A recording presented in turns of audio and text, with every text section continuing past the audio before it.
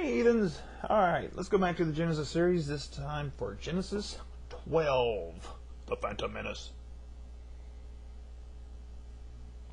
We get to meet a new character, which is Abram, who will later be called Abraham. But let's not worry about that right now. Genesis 12:1. Now the Lord said unto Abram, Get thee out of thy country, and from thy kindred, and from thy father's house, unto a land that I will shew thee. So go away. And I will make of thee a great nation, and I will bless thee, and make thy name great, and thou shalt be a blessing. So, Abram, you're the man. I will bless them that bless thee, and curse them that curseth thee, and in thee shall all families of the earth be blessed. So God has his back. So Abram departed, and the Lord had spoken unto him, and Lot went with him, and Abram was 75 years old when he departed out of Haran. Okay, was he? Was he 75? It says right here he was 75. However, in Genesis 11, verse 26, it said Terah was 70 when he had Abram, that's his father, and obviously. And then in verse 32 it said that he was 205 when he died in Haran. In Acts 7:2-4 it said when his father was dead he removed himself into this land. So whenever Abram's father died at 205 years old, and he had him when he was 70, even though people were supposed to have been cut off already at 120 years old. But let's ignore that for a second. When his dad was 205, which would have made Abram 135, that's when they moved. So was he 75 or 135? Just another contradiction here in the good old perfect Word of God. Moving on, verse 5. And Abram took Sarah his wife, and Lot his brother's son,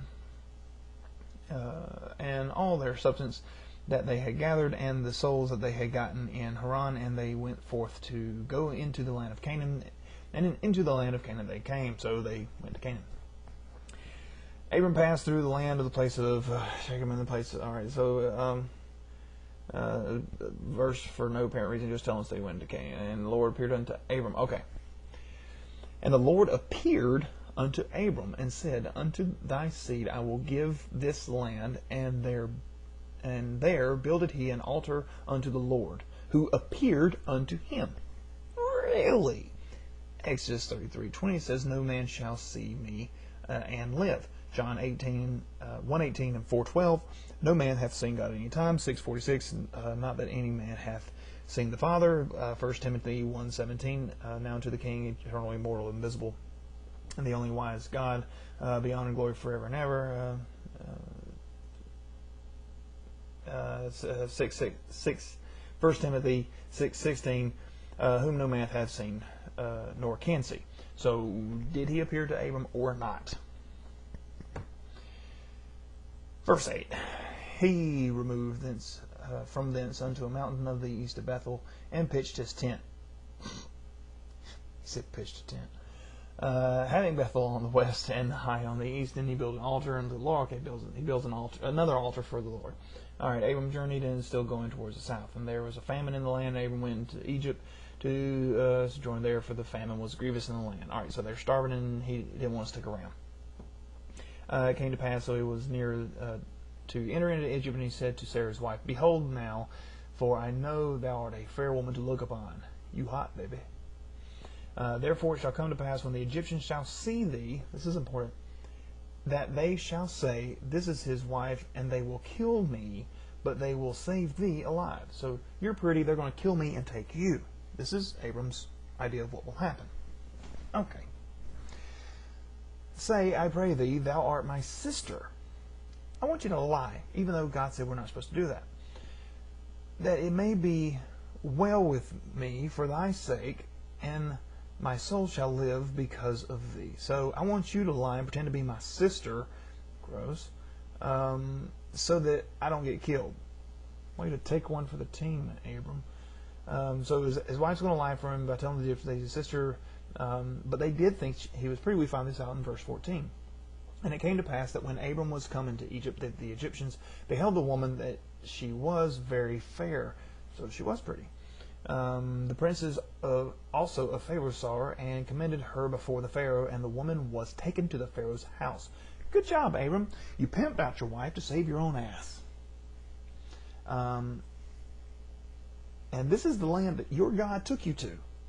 And so for giving up your wife as a whore, you're going to get wealth. So this is big pimping, old school. Check it out.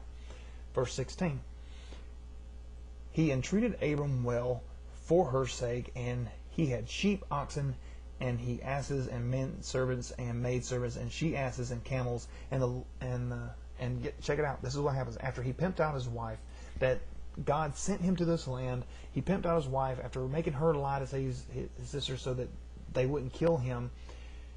Pissed God off, and verse 17. And the Lord plagued Pharaoh and his house with great plagues because of Sarah, Abram's wife. So Abram lied, and the Pharaoh believes him, so he gets punished for that. Way to be fair, God.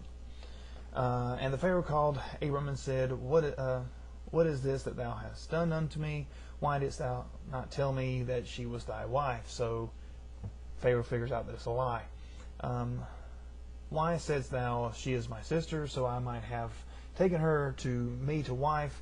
Now therefore, behold thy wife, take her and go thy way. And the Pharaoh commanded his men concerning him, and they sent him away and his wife, all that he had. So, now that he knows that she's his wife, he doesn't kill Abram. He lets them go. Silly old paranoid Abram. He's so silly. You'd think God would have warned Abram that they weren't actually going to kill him, and he didn't have to whore out his wife to the Pharaoh. Why did he punish the Pharaoh for Abram's lie? Shouldn't he have punished Abram? I also like how he went to several cities. One was a famine, so he left it. But God was sending him to this land, and so he just kind of kept going, which, by the way, he hadn't gotten there yet. He kept going to these different lands that God was supposedly sending him to, and yet none of them were his. Still not fulfilling that promise that he gave that, where was it? Somewhere in here. I know it was.